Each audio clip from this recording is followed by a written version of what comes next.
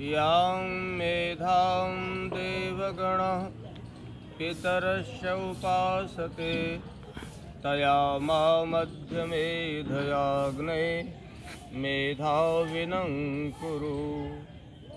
ओम शांति शांति शांति। समस्त भाई बहनों को नमस्ते। मित्रों, भाद्र पक्ष के बाद पितर पक्ष नाम से माह प्रारंभ हो गया है। हमारे यहाँ 15 दिन पितरों का श्राद्ध किया जाता है।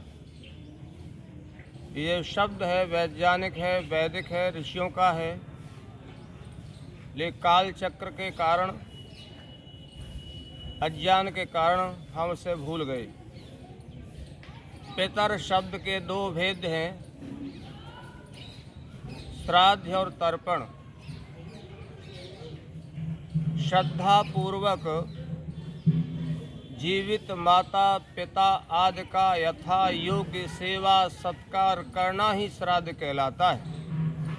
आज हम मरने के बाद अपने माता पिता की स्मृति में इस भावना से ब्राह्मणों को भोजन कराते हैं कि हमारे माता पिता को चला जाएगा।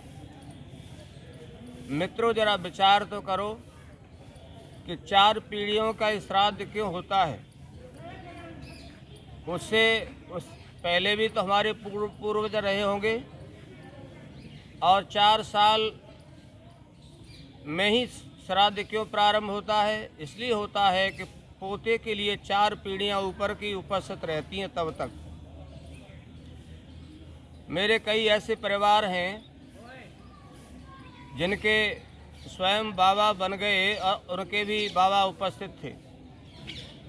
तो याद रखो, हमेशा पोते के लिए ऊपर वाली जो 4 पीढ़ियां हैं उनका श्रद्धा पूर्वक भोजन आदि से सत्कार करना ही श्राद्ध कहलाता है।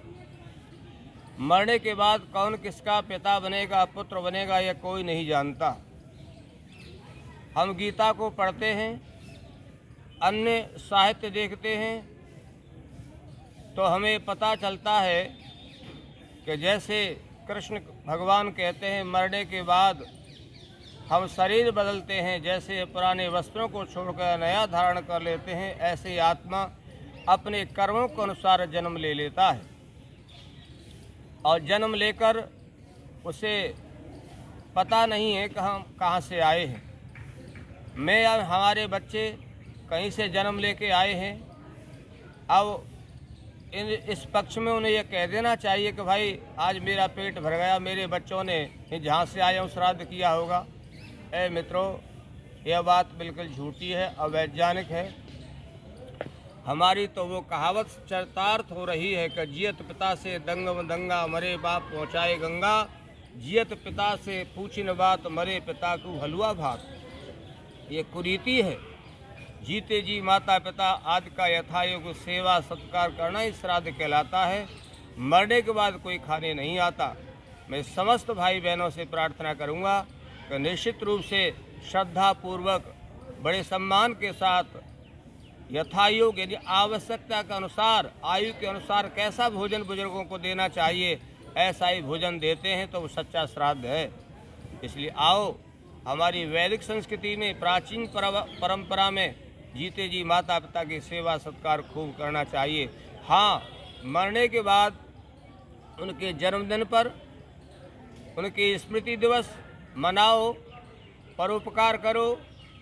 वेद विद्या के लिए, राष्ट्र रक्षा के लिए कितना ही धन खर्च कर दो, इसमें कोई बुराई की बात नहीं है। मैं समस्त भाई बहनों से और समस्त ब्राह्मण वर्ग से ही प्रार्थना करूंगा कि हम आपके कोई विरोधी नहीं हैं। हम तो सच्चाई को कह रहे हैं कि ब्राह्मण का भूषण सत्य है। और तब तक ब्राह्मण ने वेद विद्या अपनाई तो देश दुनिया का गुरु रहा, और तब से वेद विद्या छोड़ दी। हम स्वार्थी बन गए और लालची बन गए, इससे हमारा पतन हो गया। मैं विपिन बिहारी आर्य, गुरुकुल विश्वविद्यालय वृंदावन की पवित्र भूमि से बोल रहा हूँ। आपसे पुनः प्रार्थना करता हूँ कि जीवित माता पिता की खूब सेवा सत्कार करो, और मरने के बाद पता नहीं कौन किसका पिता बनेगा, कौन पुत्र बनेगा, कोई नहीं जानता। मेरे मित्र हैं डॉक्टर सत्यमित्र, उन्होंने अपने ही घर में जन्म ले लिया। जब बड़े हुए तो उन्हें बता दिया दादी को कि ये मेरी पत्नी है, और जब तक जिंदा रही तब तक डॉक्टर सत्यमित्र से पैर नहीं छुआती थी। ये उन्होंने मुझे बताया था। इससे कौन किसका पिता बनेगा, पुत्र बनेगा, कोई नहीं जानता। पुनः सब भाई बहनों से प्रार्थना करूंगा कि सच्चे अर्थों में श्राद्ध जिंदों का किया जाता, मुर्दों का नहीं। सब भाइयों का, बहनों का बहुत बहुत धन्यवाद। ओम सम।